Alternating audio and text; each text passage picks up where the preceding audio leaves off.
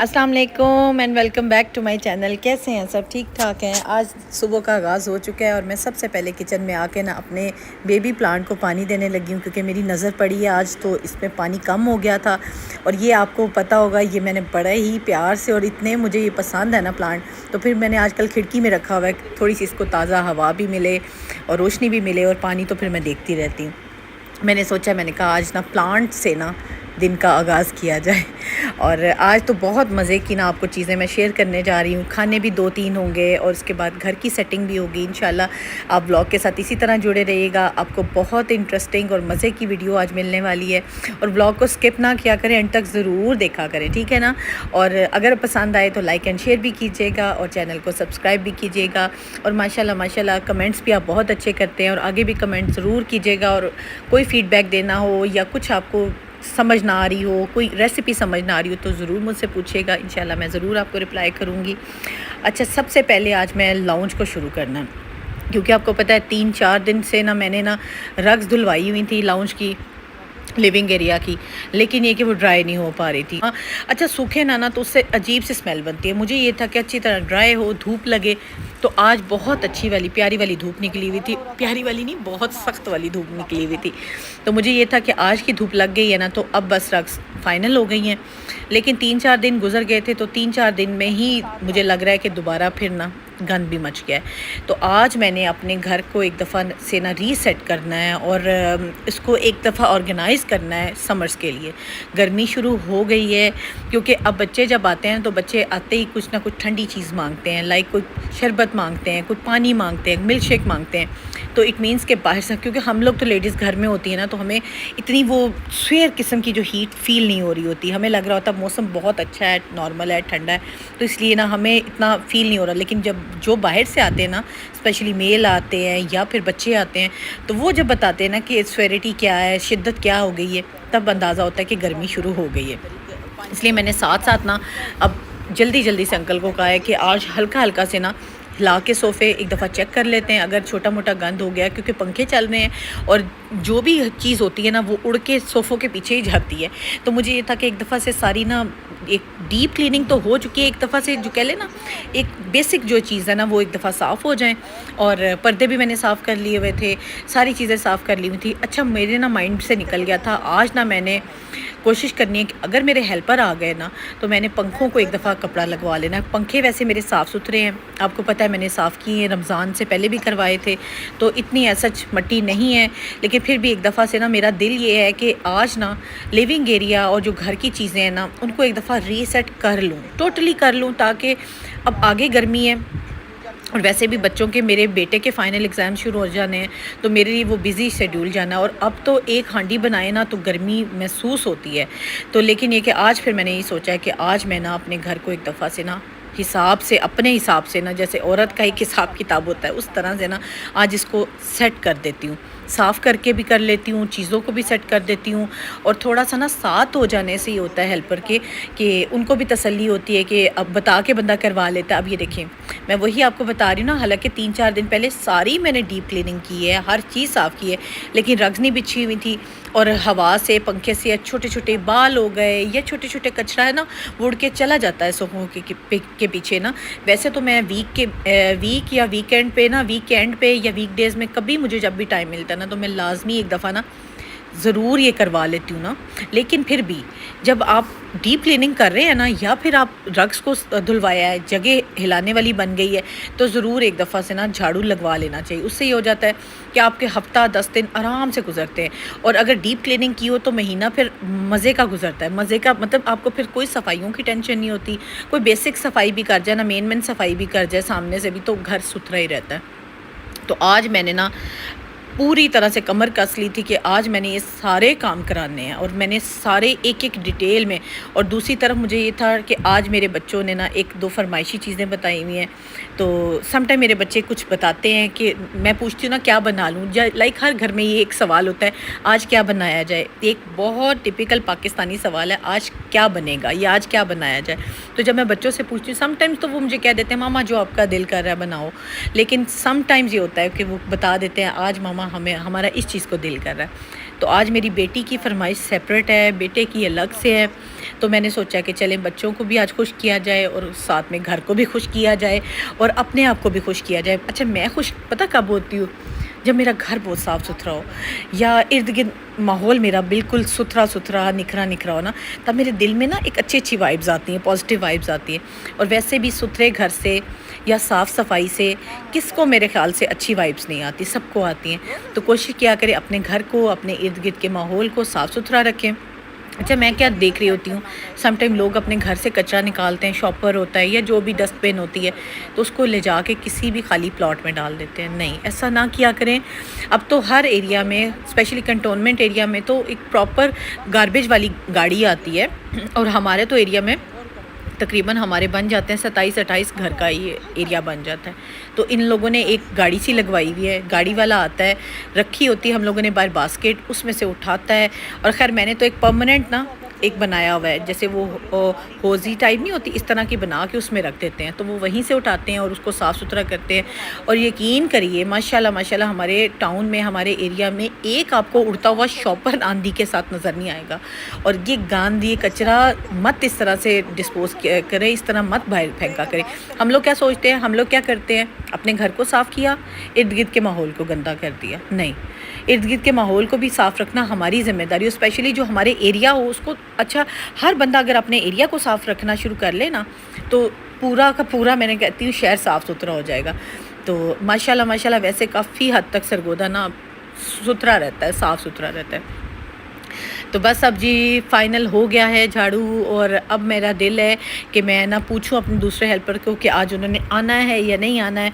अगर उन्होंने आना है तो मेरा दिल है कि आज मैं ना पंखों को भी एक दफ़ा कपड़ा लगवा लूँ, लाइट्स थोड़ी सी साफ़ होने वाली हैं वो भी करवा लूँ, ताकि जो एक दफ़ा से ना गर्मी शुरू होने से पहले वाला काम है। अच्छा, गर्मी में ज़्यादा काम ना किया जाता है, ना करवाया जाता है, पता नहीं क्या, मुझसे तो नहीं होता, ना मैं ज़्यादा काम छेड़ती हूँ, फिर ना करवाती हूँ। अच्छा, मेरे हेल्पर आ गए हैं, शुक्र है, अल्लाह पाक उनको सेहत दे। और वो आ गए थे और मैंने सोचा कि जल्दी से ना उनसे ना लाइट्स भी साफ़ करवा लूँ। ये लाउंज में लगा हुआ है, ये बड़ा ही प्यारा सा एक ना, ये मैं लाहौर से लाई थी, आई थिंक सो, पैकेजेस में ना एक इसी तरह की शॉप बनी हुई थी, मुझे अब शॉप का एग्जैक्टली नाम नहीं याद, लेकिन पैकेजेस मॉल से ना मैंने लिया था और बड़ा अच्छा मुझे इकनॉमिकल मिल गया था। तो फिर ये चेन वगैरह यहीं से आके मैंने ली और हैंग करवाया, और बड़ा अच्छा लगता है, क्योंकि आपने देखा होगा मेरे लिविंग एरिया की लाउंज की जो सेटिंग है ना, वो ब्लैक में ही है, ज़्यादा गोल्ड और ब्लैक में।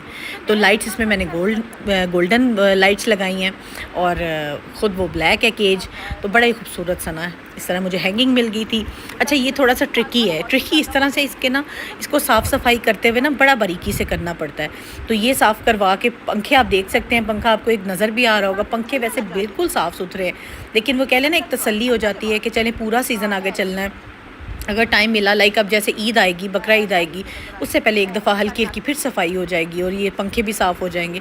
लेकिन ये कि फिर भी अभी बकरा ईद में भी तकरीबन 2 महीने पड़े हुए हैं, तो इंशाल्लाह ताला खैरियत रहे, तब भी साफ़ सफाई हो जाएगी। लेकिन ये कि एक दफ़ा तो ये चीज़ें हो जाए ना, सीज़न शुरू होने से पहले, स्पेशली कोई भी सीज़न हो, चाहे वो समर्स का हो, विंटर्स का हो, या फिर कोई भी सीज़न हो, जिस तरह से लाइक आपके फेस्टिवल सीज़न हो, जैसे ईद आती है, बड़ी ईद आती है, बकरा ईद आती है, छोटी ईद है, तो इस तरह के फेस्टिवल से भी पहले अगर साफ़ सफाई हो जाए, अगर साल में 3, 4, 5 दफ़ा डीप क्लीनिंग हो जाए ना, तो घर कभी भी गंदा नहीं होता। बाकी बेसिक सफाइयाँ तो हम लोग कर ही रहे होते हैं सारी ना। तो ये देखिएगा, मैंने आपसे क्या कहा था कि इसको साफ़ सफाई करते हुए ना थोड़ा सा टाइम लगता है, क्योंकि बेसिक हम लोगों ने साफ़ सफाई करके तो ईद अच्छी सी मनाई। और आपने देखा कि ईद पे मेरा घर भी माशाल्लाह साफ़ सुथरा था, और मेहमान भी आए, उन्होंने बड़ा ही माशाल्लाह तारीफ़ की कि पूरे रमज़ान में तो कोई, मतलब एक रूटीन ही अजीब सी थी, और इतना वो कह लेना हेक्टिक रूटीन बन गई थी ना, कि बच्चों के पेपर्स हैं, बच्चों के स्कूल हैं, मेरी बेटी के तो बोर्ड के एग्ज़ाम्स थे, फिर सहरी अफ्तारी की रूटीन है, और फिर वैसे भी ना आपको पता है कुछ ना कुछ ऐसा चल रहा होता है लाइफ में कि इंसान की ज़िंदगी बहुत बिज़ी होती है, और रमज़ान में तो स्पेशली रमज़ान में बहुत इंसान बिज़ी हो जाता है। तो ये देखिएगा अब इसकी कितनी साफ़ सुथरी सी लुक आ गई है। पंखे दोनों साफ़ हो चुके हैं, जस्ट मैंने कपड़ा एक लगवाया है, क्योंकि पंखे मेरे बहुत साफ़ सुथरे थे, तो कपड़ा लगवाने से ना निखर गए, बिल्कुल सुथरे हो गए। अच्छा, मेरे माइंड में आया है कि जैसे कि अब आपको पता है, जब विंटर्स था ना, तो विंटर्स में भी हम लोगों ने थोड़ा, मतलब महीना मैक्सिमम ना, हम लोगों ने इन्वर्टर ऑन किया था, तो तब भी मैंने ना इसको बंद करके, साफ़ करके ही बंद किया था ना। तो इस वजह से मुझे लगता है कि इसके फ़िल्टर को साफ़ करने की अभी फ़िल वक्त ज़रूरत नहीं है, तो बस अब इसको बेसिक इसकी बॉडी को कपड़ा लगा देंगे और ये साफ़ हो जाएगा, क्योंकि ये वो चीज़ें हैं जो लाउंज के अंदर हैं, मौजूद हैं, और इन पे डस्ट मट्टी पड़ती ही पड़ती है। और आपको पता है पाकिस्तान में बहुत मट्टी है, पाकिस्तान में बहुत डस्ट है और इतनी मट्टी उड़ती है। ज़रा अब आंधियाँ तूफ़ान बेबस इसी तरह चल रहा है। पाकिस्तान में भी आपको पता है बस मौसम ऐसे झटपट वाला हो रहा है, कभी बारिश है, कभी धूप है, और कभी डस्ट है, तो कभी कुछ है, कभी बस इसी तरह है। लेकिन वही चीज़ आ गई ना, तो फिर हम लोग क्या करें, हम लोगों ने तो फिर अपने घरों को साफ़ सुथरा रखना है। तो बस अब जी एसी को मैंने जिसकी बॉडी को हल्का हल्का साफ़ कर लिया है। कर्टन्स, ये वाला जो ऊपर वाला पोर्शन आप देख रहे हैं ना, जो रॉड के ऊपर होता है, यहाँ पे अक्सर मेरा हाथ नहीं जाता। वैसे मैं कर्टन्स को ना, मेरे पास बड़ा अच्छा एक रखा हुआ है वो साफ़ करने वाला, मैं किसी दिन आपसे शेयर भी करूँगी ज़रूर। उससे इतने अच्छे कर्टन साफ़ हो जाते हैं ना, वो बस खड़े खड़े आपने मारना है और कर्टन ने बिल्कुल नीट एंड क्लीन हो जाना। लेकिन ऊपर की जो रॉड वाला पोर्शन है ना, वो साफ़ नहीं होता था, तो मैंने अपने हेल्पर से कहा है कि आप जल्दी जल्दी ऊपर से भी साफ़ कर दें। तो जी ये बस हमारी लाउंज की तकरीबन ना साफ़ सफाई हर चीज़ तकरीबन कंप्लीट होगी। अब रह गई है जी डस्टिंग।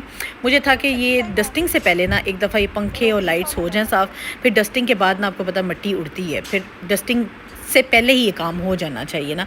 और डस्टिंग अच्छा आज मैं ख़ुद करूँगी, मेरा दिल था कि आज मैं डस्टिंग ख़ुद करती हूँ। डस्टिंग खुद कर लेने से ना बहुत तसल्ली होती है, और डस्टिंग अगर अच्छी हो जाती है ना, नीट होती है, तो घर उससे ज़्यादा साफ़ सुथरा लगता है।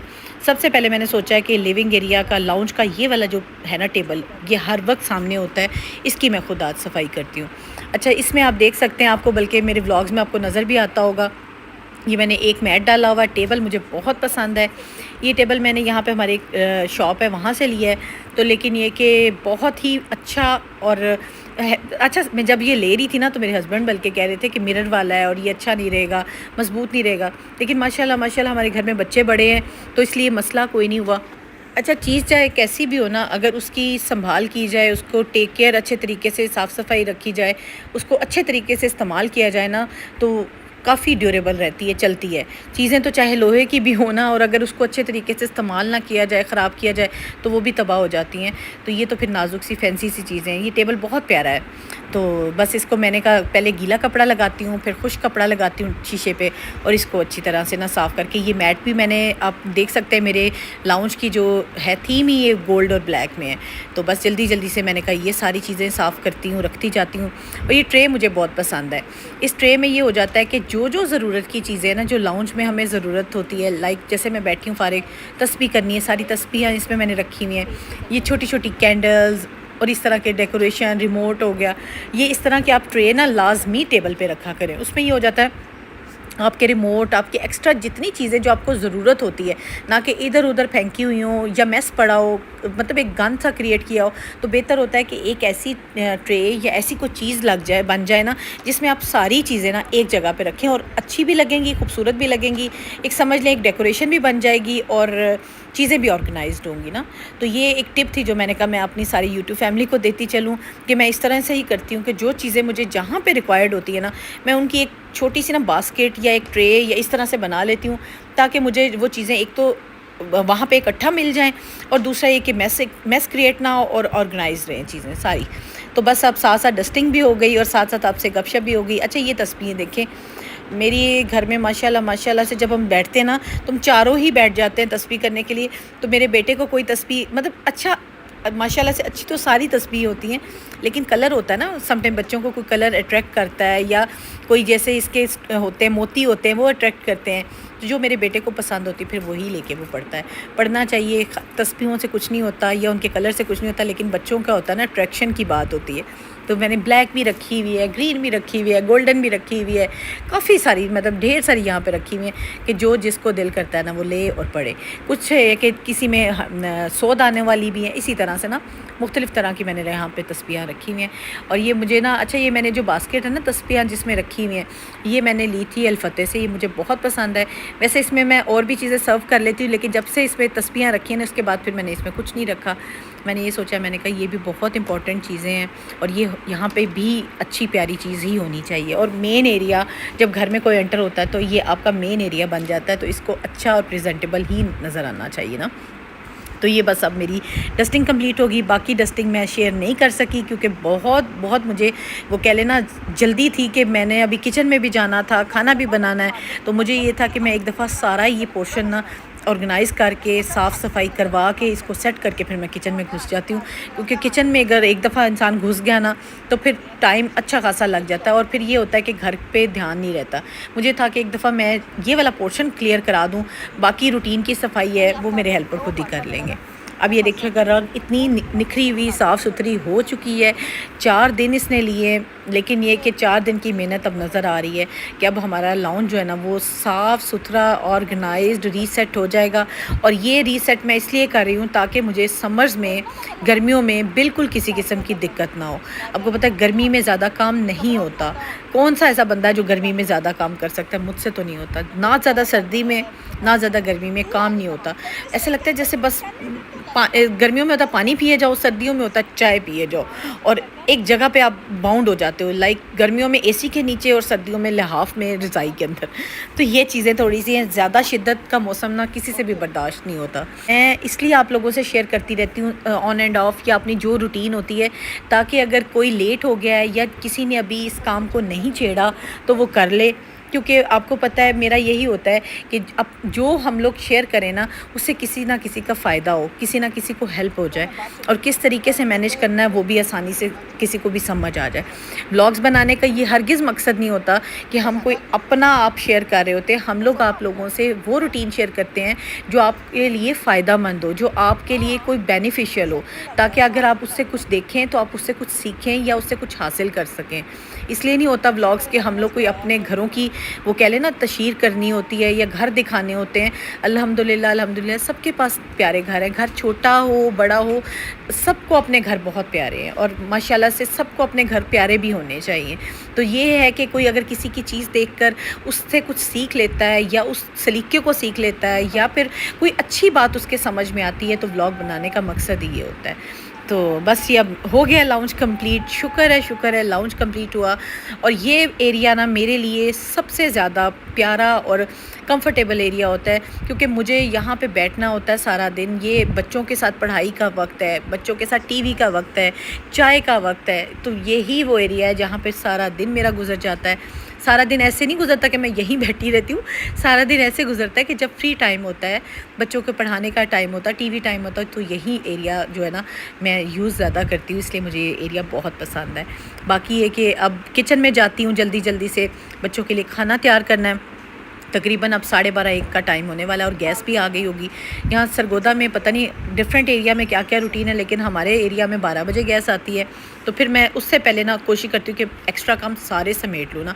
जब गैस आएगी फिर किचन में 2 घंटे का काम होता है, 1.5 घंटा लगे, घंटा लगे, तो जल्दी से हो जाता है। अच्छा ये जी कीमा है, कीमा मैंने फ्रीज़ करके रखा होता है। मैंने आपको बताया कि कीमा मैं कैसे फ्रीज़ करती हूँ।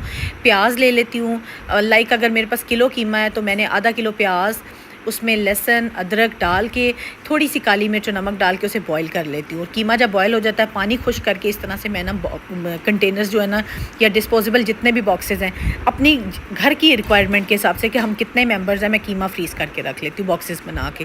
फिर एक बॉक्स निकाला और आराम से ना वो बन जाता है। साथ साथ मैंने दूध भी रखा है, दूध आ गया था, दूध भी बॉईल कर लूँ। मैंने वही आपको बता रही हूँ कि जब किचन में औरत घुस जाती है ना तो ढेरों काम हमें नज़र आ जाते हैं। ये भी कर लो, ये भी कर लो, ताकि एक ही दफ़ा किचन का काम ख़त्म हो, फिर सुकून से बंदा ना बच्चों को टाइम दे सकता है, बच्चों की पढ़ाई को टाइम दे सकता है। तो बस जी अब मैंने रखा हुआ है कीमा।